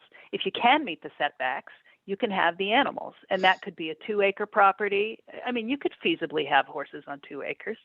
I've got 2 acres here. I could definitely get a horse paddock back there if that was my interest. So are you requiring that if people have these horses or other livestock, that they have to be enclosed too, that they have to be boarded inside a building? I mean, a lot of people don't do that. They just put a little 2x4 up with a hood on it, or the roof on it, and that's it. A lean-to. We are not requiring any particular parameters for animal structures. Which I believe was also recommended against in that guidebook, but it's not referred to, in this memo. Do you happen to have the popper thing that I sent over to you by any chance? Just to read it again. I'm not on my work system, Brian. I do have it saved in my work system. Yeah, I'm gonna look for it again. Tara. Yeah. Suggestion is that I would check into, I was reading the zoning bylaws for Killingly, and if I remember correctly, I can't remember exactly what page or whatever, but there was a section in there that had to do with like riding stables or personal property of how many animals per acre, we'll say, or acreage. That would be something that, if you got 4 horses on an acre of land, well, I got 2 acres, to put a building So up. That would I hear what you're saying, John. So the conflict that I think arises there is that we also had that, right? That's the convention. But just because it's the convention, because that's how people have thought of it, does not mean that it is the best method for management. And Correct. This advocacy group, Connecticut RC&D, recommends against that in general. Now, you have the ability as a commission to decide otherwise based on your comfort level. And if you look in the sidebar comment, Brian found Pomfret's regulations. Dave felt that there should be some limits on acreage for keeping horses. But if there's an acreage limit for keeping horses, there should be an acreage limit for keeping any animals, right? Because now you're in, they're animals. And we're saying this group of animals has acreage limits, but this one doesn't. So that's why. So the biggest issue with a lot of, I hate to keep interrupting you, but the biggest issue with a lot of the animals is the manure, the smell of the manure. So does your group of professionals address how the Planning and Zoning Commission with their regulations, how they address all the complaints on the smell, on the manure odor and the I believe management of what manure? I believe what we incorporated was almost verbatim taken from their guidebook. I'm going to stop this share for a minute, and I'm going to go find it online. So talk amongst yourselves, discuss how you want to approach I'm this just gonna- while I look for it. I've got my book in front of me, if that's what is, are you looking for the other document, Tira? I'm looking for the other document, but go ahead and read it, Joe. Oh, well, I just didn't know if you could direct me to where, but, so I don't have it. I have my book in front of me, but not that page right now. I'm just gonna read what Pomfret says again too on their Yeah. website. It says, the question is posed, how much land do I need to have horses? And it says a minimum lot size of 3 acres is required to have 1 horse. Of those 3 acres, 1 acre must be land usable for grazing for the first horse. An additional ½ acre of grazed land is required for each additional horse. That's what it says in Pomfret. So you're looking at least 5 acres minimum to Yeah, to to hold 2 horses. Yeah, 3. Yeah, Or 2 What's- cows or whatever, or 5 pigs or whatever. So yeah, 5 acres technically would it's be. 3.5 acres. What was that again, Brian? Essentially 3.5. So the minimum, Yeah. in order to have one, you have to have 3 acres, and then you have to Right. dedicate 1 acre of that 3 to the horse. And then you have to have an additional ½ acre for each additional horse. So you want 2, you gotta have 3.5 acres and so on and so But that is part of it where people tend to have a lot more land and a lot more money. It's also not clear that that 3 acres is really necessary per horse. That's sort of the point that this is making, that might be based on perception or feel or how much space you want to give your neighbors, but that does not necessarily have anything to do with the welfare of the horse. So here we go. Let's just read them through, and you can take them or leave them. Animal density formulas were originally based on the pasture yield needed to support the animal's nutrient needs. They were not intended to be used in municipal zoning regulations. Animal density formulas do not consider modern feeding and husbandry methods. Now, this is less about horses and more about livestock, including rotational grazing, measured feed rations, manure management techniques, and dedicated exercise programs. To address animal density issues, one needs to consider the management practices in place that reduce nuisances and provide for a healthy environment for the animals regardless of density.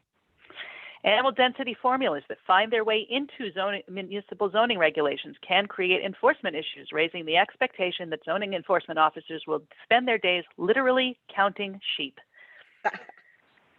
Neither the state's definition of agriculture nor Public Act 490, the state's land use value assessment law, set minimum acreage requirements for farming, including the raising of livestock. Unfortunately, municipalities have often relied solely on animal density formulas, setting minimum acreage requirements or establishing an allowable number of animals per acre, regardless of the suitability of the site for livestock.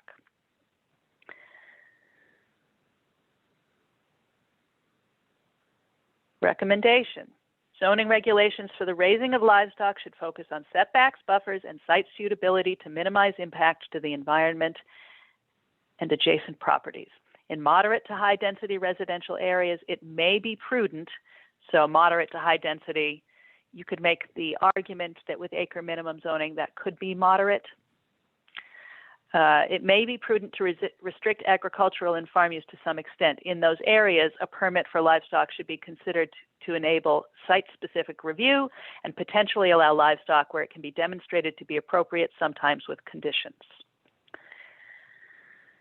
Recommended language, consultation with an agency, organization, or consultant recognized by the Connecticut Department of Agriculture as having expertise in the area of generally accepted agricultural practices may be required or requested as a condition of approval by the livestock owner. In public water supply watersheds or designated aquifer recharge areas, a conservation plan developed in consultation with said expert may be required. And this is stuff about site suitability. Land parcel characteristics that contribute to site suitability include the degree of slope, location, soil characteristics, and surface water runoff. Farming, including the grazing of animals, is allowed as of right under Connecticut's Inland Wetlands and Watercourses Act. Slopes. Sites with steep slopes should be avoided or improved to avoid heavy surface water runoff, soil erosion, down gradient sedimentation, or conditions that are hazardous for keeping of animals. You know what, as I'm reading this, I think if you get further down in that memo, I address some of this. So maybe I'll just skip down to, and we can always come back to it. I'm going to skip down to the manure management because I am pretty sure that everything in our currently adopted regulations I typed directly from this document.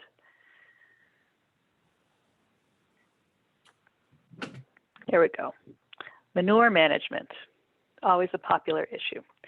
Poor management of livestock manure and wastewater can create issues and complaints from neighbors about odors, flies, and contamination of well and surface water. Farmers who follow generally accepted agricultural practices can prevent potential issues and nuisance complaints. These practices include the proper collection, storage, land application, and removal of livestock manure, management of flies, and control of runoff. Various state agencies regulate management of manure and wastewater from livestock production. They have the expertise and authority to properly enforce manure and wastewater management practices and water management practices to protect human health and natural resources. Livestock owners must comply with the right to farm law, Connecticut Department of Energy and Environmental Protection Water Pollution Control Statute, and the Connecticut Public Health Code. For planning purposes, livestock owners are encouraged to consult the guidance presented in the USDA Natural Resources Conservation Service Electronic Field Office Technical Guides for Connecticut. Technical and financial resources are available to help develop farm conservation plans and recommendation. Municipalities should avoid prescribing manure management practices through zoning regulations. Municipal officials should instead focus on ensuring livestock operators are aware of resources to aid in manure management. Since best management practices are constantly evolving, zoning regulations should not mandate strict adherence to any specific management technique. In some cases, site plans may be required for engineered waste management systems. And I believe that there's a suggested language down. Oh, I thought there was some suggested language. So now, Joe, read what's in our book, because I'm pretty sure I copied this and adapted it. Yeah, so do you know what section it's in, Tira? It's in section 4A-RRAD. Okay, so while he's looking for that, so my answer to just you reading this booklet, and I have this information from this booklet. So my answer to people will be, listen, go onto this website, look at this suggestion, and do your farming, as they say in the book. Due diligence. Well, yeah, it's the same way you would refer somebody to the NDDH if they had a question about their proper septic management. Okay, as long as they have their setbacks, as long as, it doesn't stink, read that book and have your farm, have your fun. It doesn't stink. And we're going to have a site plan for any of them. So fertilizer and manure management. Livestock owners must comply with generally accepted agricultural practices through the right to farm law, Connecticut General Statutes, Chapter 368M, Sections 19A-341 and 341A, prevailing Connecticut Department of Energy and Environmental Protection Water Pollution Control Statutes, those statutes are listed, and the State of Connecticut Public Health Codes.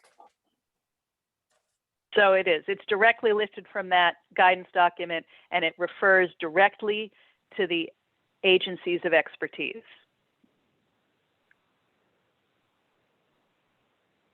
So when I get complaints, then I'll tell the complainant the same thing. I'll give them the same document. Yeah, and give them the Not being number sarcastic. and I'm being sarcastic. Age, date, and the year, whatever.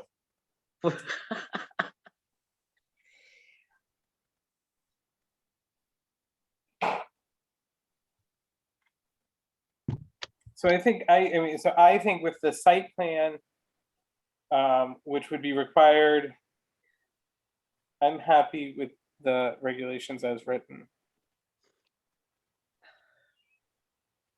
Now, having said all that, here are my suggested amendments for livestock to clarify things, which I knew were in there. As soon as I started reading them, I'm like, I think I wrote something here.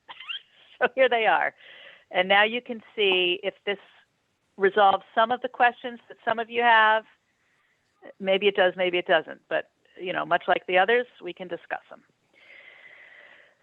So this would be Article 4A, Section 4D, Livestock. 1, definitions of livestock shall not include animals kept as household pets. A household pet is a companion animal that resides with the owner in the dwelling unit. We're going to repeat this over and over throughout the book, I guess. 2, fertilizer and manure management. Livestock owners must comply with generally accepted agricultural practices through the right to farm land. That's the same as he just read. 3, slaughtering and or butchering of animals is prohibited except for animals raised on the property for personal consumption and poultry, chickens, turkeys, ducks, etc., raised on the property, slaughtered and processed according to the USDA producer-grower 1,000 limit exemption. This is also is currently in our regulations. This is the novel bit. 4, site plan review standards for livestock agriculture, site suitability and impact. In order to minimize potential adverse impacts, in addition to the requirements of Article 3A, Section 4B, the site plan of an application for livestock agriculture shall include the following. A, location of all proposed animal shelters, paddocks, pastures, and pens, including fences. B, type of animals to be kept. C, a narrative describing the total acreage of the site where animals are to be kept, the general nature and scope of the proposed use, and the provisions for storage of feed, grain, hay, animal excrement, and any associated wastewaters. D, sites with slopes dominantly greater than 15% shall be avoided or improved utilizing generally accepted agricultural practices to avoid excessive surface water runoff, soil erosion, or hazardous conditions for keeping animals. E, animal confinement areas shall not be located directly over land containing an on-site subsurface sewage disposal system. F, proper drainage shall be provided to avoid ponding of water. Clean water shall be diverted from animal confinement areas. Contaminated stormwater runoff shall be collected or treated to minimize impact on surface or subsurface water supplies, and runoff shall not be directed to neighboring properties. G, all livestock shall be kept in such a manner that shall not cause unreasonable noise, odor, vermin, or instincts. My note here is that some of this might be a little subjective for my taste. Well, unreasonable noise, I guess. H, livestock shall always be suitably and adequately confined or controlled. I, requirements of public health codes shall be followed. J, fencing for livestock shall be installed so that no part of the animal can reach over the property boundary line, and of a nature to ensure the livestock safely stay within the fenced area.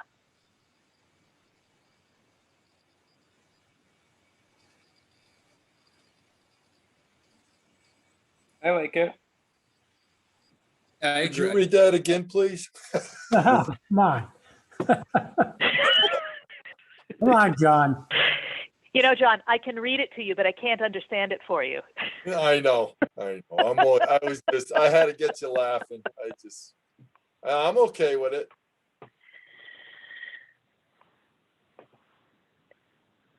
Mike, Alvin, Brian?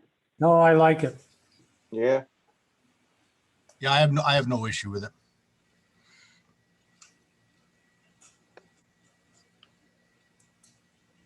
Okay. you should say Cindy. She's Yeah, the one that's I gonna deal with it. was waiting for her to pipe in on her own, but Cindy? The other thing that I will do is just make better reference to this section when people call me. You know, you get confused as to what they want and as to, you know, how deep the regulations are, how deep they have to go to, you know, for their 2 cows and 2 pigs. Or so I guess I just have to do a better job of referencing these regulations. Well, that's if we adopt this, you know. I mean, this is. I think they're good. No, I think they're good. You know, to get a more definite answer for people when they call. Yeah, I mean, my feeling is that this provides you with standards that you can refer to Right. that are right. still open-ended enough and don't require you to be an expert in animal husbandry, Right. or as the guidebook says, to go out there and count sheep. But agriculture is and again, I don't have the book in front of me. I just didn't know what I was going to be doing when I left the office today. So is agriculture it's permitted in all districts, right? It is. It is. I guess maybe that's where I'm having the issues is, somebody on Riverside Drive asked me if they can have a couple of cows. Obviously, I have to say no because there's not enough room, but I guess maybe that might be some of the issue. I have to take a look at that when I get back to the office and look at the different districts. Yeah, and these aren't going to be adopted tomorrow, so there's Right. room to discuss these further. But this is intended to be responsive to the issues that have been raised since we adopted the new book. But Joe, you have the book in front of you. In the Lake District, agriculture not permitted in the Lake District now, is it? I will double check on that for you. Yeah, if you could. I think that's the one area. Livestock agriculture is not. Right. So of course I have there's issues with that now because of non-conforming, and I'm definitely dealing with one of them now, which I've been dealing with ever since I walked into the office 3.5 years ago. So Is that the guy with the cow? So, okay, all right. And then continuing in kind, I would therefore recommend adding to the definitions paddocks, pastures, and pens, contiguous owned or leased area used for confining of livestock, which, and I think I typed this right from the RC&D book as well, which excludes areas occupied by dwelling units, non-agricultural buildings, on-site sewage disposal systems, and meets general criteria as described in site suitability. That wouldn't be below. It would be if that's in a definition page, because definitions are alphabetical. What? Right, you're adding that to definitions. If you have a definition of site suitability and impact, it would be below paddocks, pastures, and pens, because our But that's definition assuming of that I actually have a definition for this, which I don't think I do. right.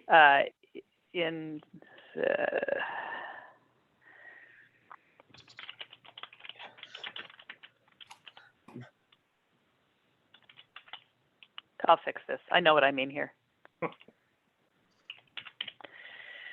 I'm just going to include this note to fix it. Okay. So here are the open questions, because the horse thing, I feel like we shouldn't be treating horses differently from other agricultural animals, but here's the open question that keeps coming up. If horses are considered differently than agricultural livestock and the PZC opts to use density per acre as a measure, what is the appropriate density? We've referred to Pomfret. This would be contrary to the recommendation of the RC&D guidebook. Then the second open question was how to accommodate for riding stables, riding schools, and boarding stables was left unresolved the last time we discussed it. Recommend a binary vote, leave as written, meaning they are already substantively covered by the current options in the table of uses, or add to the table of uses under the site plan level of review. So our definition of farm-based recreational activity includes horse riding? You just checked it? Yeah. Okay. So I am still of the opinion that our current regulations address it sufficiently.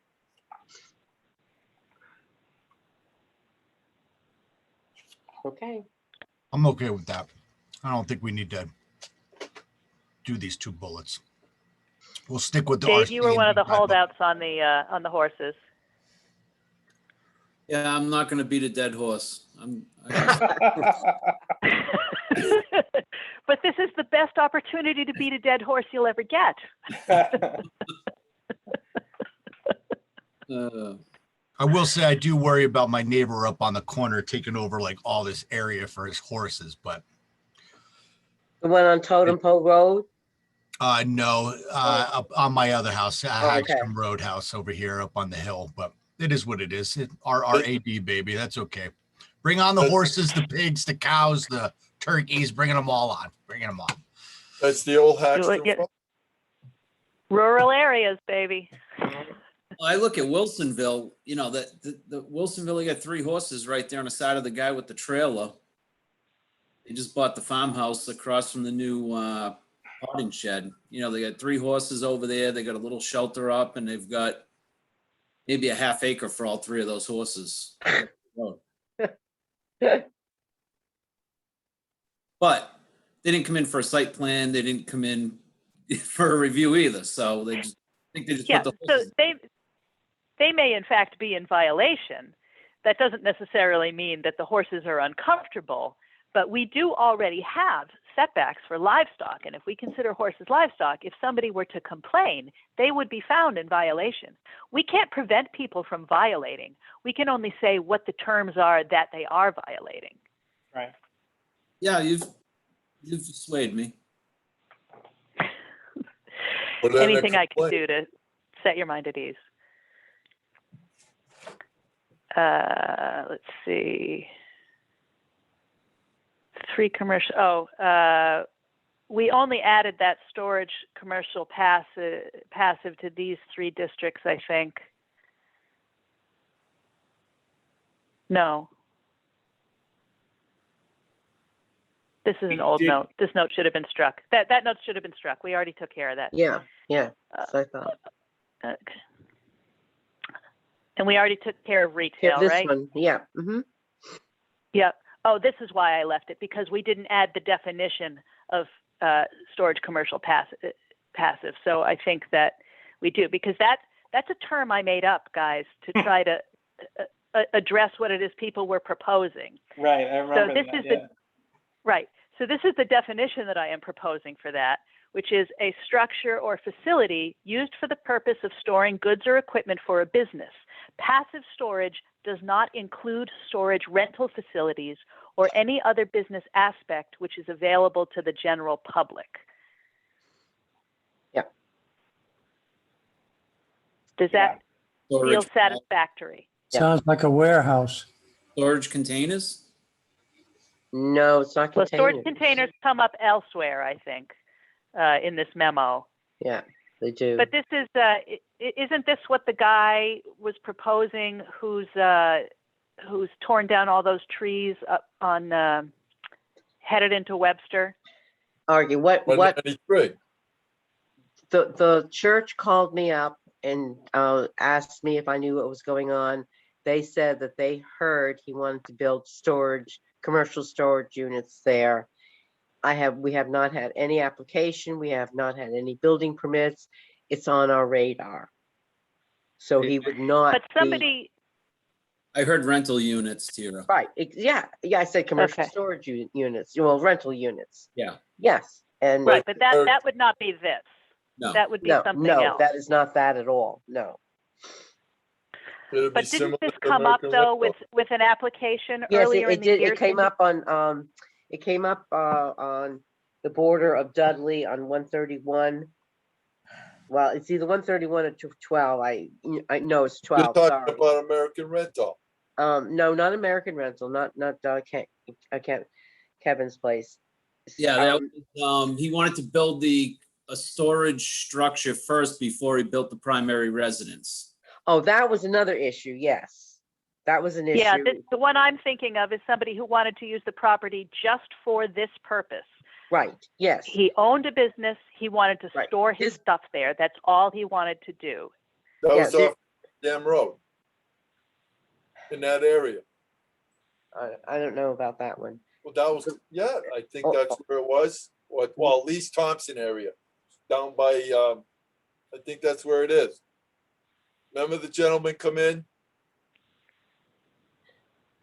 I don't remember that one. Well, well, to some extent, the specifics of where it is don't really matter. The It doesn't question- matter, the but we had question an before us- example, and the example is Route Yeah. 12 on the border of Dudley. The guy's business is in Dudley, but he owns property in Thompson, and he wanted to build a storage unit in Thompson. Daniel Blanchette brought it up to me. And that's what prompted Who's- this right here. Have there been other issues? I'm sure if I looked in the records, there probably are other issues, but that's the one specifically that's in my head that I remember. Dave, you know where it is? Yeah, It's on the left side as you're going to Dudley. yeah, Yeah. yeah. It used to be Valgo's. Valgo's, in thank you. Dudley. Yeah. Yeah. Well, it still is. He Yeah. still owns that, but And yeah, so. So in the right, last revision, we already agreed to add this as a use, right? Right. So the question is, does the proposed definition satisfy the specifics of the use to add to our glossary? Do you need me to read it again? Yeah, because it's half blocked with the, oh, well, I can move this, I guess. Yeah, I can move it. Okay, I got it. Structure. Okay. The storage commercial, a structure or facility used for the purpose of storing goods or equipment for a business. Passive storage does not include storage rental facilities or any other business aspect which is available to the general public. Yeah, that's good. Okay. I just want everybody to be happy. We've got 15 minutes left here, guys. we're all laughing. And in response to that, I actually stuck down here storage rental facilities to add to number 18, wholesale and distribution facilities. Seemed like a reasonable place to put it. Site plan review, people go in and out. Is it appropriate? Which district is this in? Well, this would be anywhere where this occurs, wholesale and distribution facilities. I believe in this case, this is the BDD. Yeah. So just going back, so let me just be clear on that. So we don't want a site plan review. I thought that's under for that. Yeah, right there. Yeah, this is what you guys voted on when this was presented at the meeting where, you know, the first round of change. This change has already been made. The only reason this is still highlighted is because I had the definition here. Okay. I mean, it's, you know, it's a storage building. Do you really think you need more than a simple permit for a building that stores something? Well, I mean, confused because I remember Kenny Arpin coming in and he wanted to do a storage commercial and we didn't let him do it because he was eventually going to put a house there, and that's what he told us. We wouldn't let him build that it. was a different thing, though. That was because he wanted to put the accessory structure up before the primary structure. Correct. Everybody That's right. got their knickers in a twist about that. But I don't think that was in either one of these districts. I think it was in a rural residential district, right? I don't think it was in either of these districts. Well, This is- this is only for those two districts. 3, I think. 3, okay. Okay. All right. Oh, Thank you. I'm clear now. Okay. I want everybody to be happy. So then the other open question is, do we add storage rental facilities wherever wholesale and distribution facilities occur in the table of uses? Do we need to differentiate between those things or, you know, specify that this is equivalent to this? It's a site plan review by commission. What do you guys think? I think it's a good idea to put it in there to doesn't hurt. contrast with Yeah. the other one. Yeah, it doesn't hurt. Okay. Okay. Easy peasy. This cannot be answered here. This is still the open question of whether those tiny little lots have access to public utilities in another state. So we have to skip that. Let's see. Oh, that's gonna be coming up again. Say What's that? again? Cindy, that'll be coming up again. Mr. Rose's property. Yeah,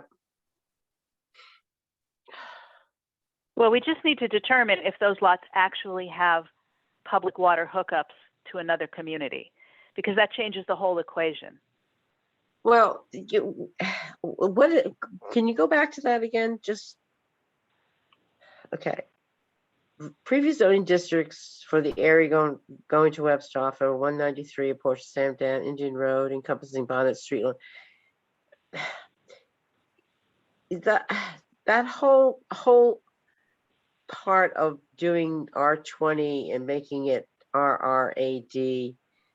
There's more than just that section. There's the section off of Mountain Hill Road, around that area there.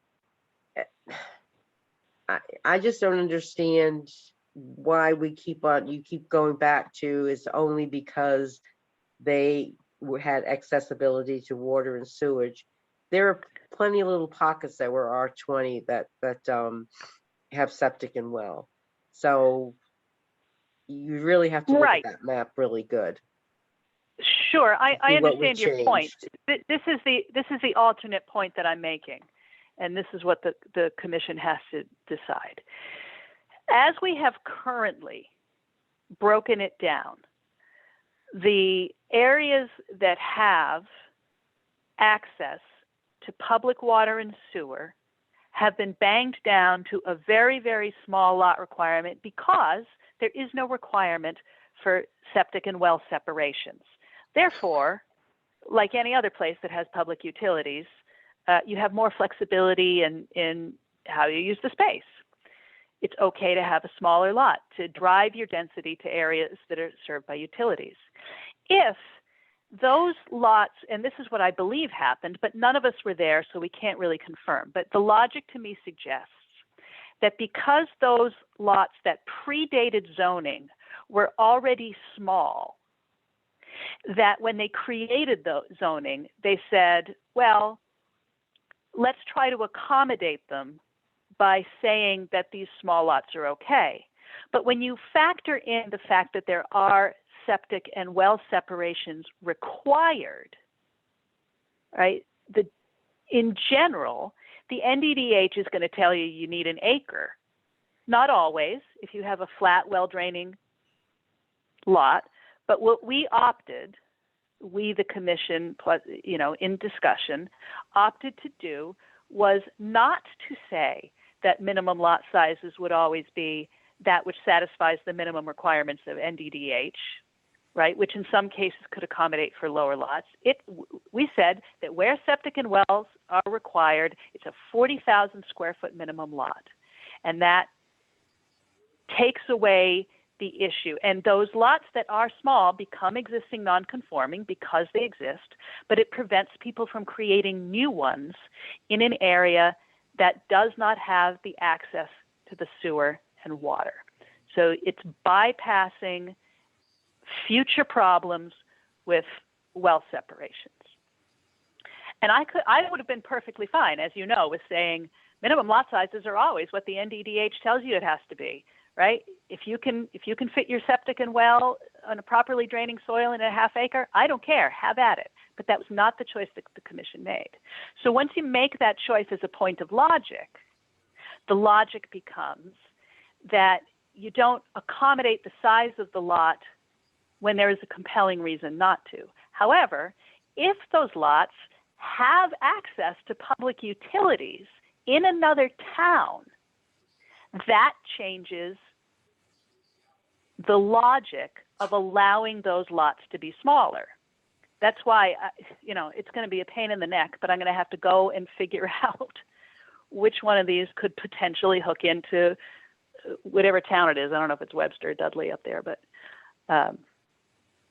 because otherwise, the reasoning that the commission applied to the RRAD in general would have to apply here.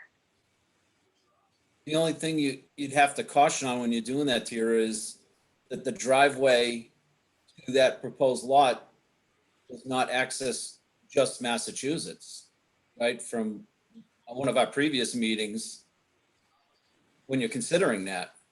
Because you could put in a lot, but the driveway would have to come out in Massachusetts in some of those instances. Right, and those are more sort of existing non-conforming pain in the neck lots that that have their own set of problems. We're never going to solve all the problems because of things that were sort of created willy-nilly years before any of us were born. Yeah. No, I'm just bringing it up, as you consider it, that it's just one other thing to consider as you're going through that list. Yeah, right. On a note on that is the rule of thumb back in the day was it didn't matter where the driveway came out. It was where the living space was on where it was. So now if all Right. the bedrooms and everything were on the Connecticut side, it's Connecticut, even though the septic and water and all that went to Webster, then they tied in with they would be billed by Webster. Well, my parents, their house, 2 bedrooms were in Thompson, 1 bedroom was in Webster, the kitchen was in Thompson. Right. He built the split level directly on the state line. So I lived in Mass and my parents and my brother lived in Connecticut, Where'd you go to school? Webster. The driveway into Webster. So the back half of the house is Thompson. Webster. No, but that's how it was back in the day. Yeah. But today, you really don't, they won't pretty much allow it because it gets confusing with the tax. How do you break that down with the tax? That's what a focal point comes in. Right. Yeah. So with, waiting on this additional information to make some decisions here, it is 9:01, so I think this is a good place to stop and get this language so we could get it on the agenda. We got about halfway Well, through the memo. Oh, we did good. We did 6 pages in 2 hours. We flew. Yeah. Yeah. So another question before we sign off for realsies here. Another question that's going to come up, is do you want to wait to bring this up in regular meeting until we've gone through the whole memo? Because although I think we have all agreed that we want to have regular reviews and updates to make sure that the book is always fresh, it is a public hearing process every time. It is a waiting period. It is a this, it is a that. And we just did one. So how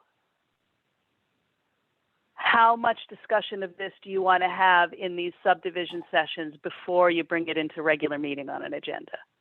Oh, I think you should finish this whole thing before you bring it into a meeting.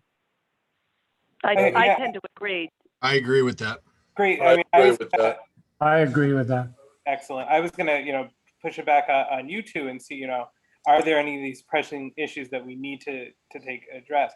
In that case, I would, and I agree with all that sentiment. I would look to, even as far as December or September rather as a deadline. I think getting into the habit of checking these out on the anniversary of their adoption is a good idea.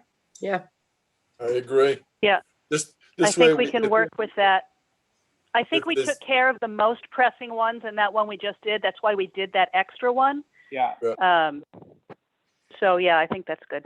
And I think with the work that we're doing on the subdivisions as well, Yeah. it'll be nice not to feel as pressured to get these done. Okay. You have to change with the times. So every year would be a good time, like you said, Joseph. If there are no other points of business, Motion to Got adjourn. it. Mr. Santos has moved, we adjourn. I'll second it. Seconded by Mr. Lenke. This meeting's adjourned at 9:04 p.m. Good Thank you night. very I'm going to much. miss you guys tomorrow night, but I'll see you next week. Bye-bye. Thank you, everyone. Have a good Good night. night. Bye-bye.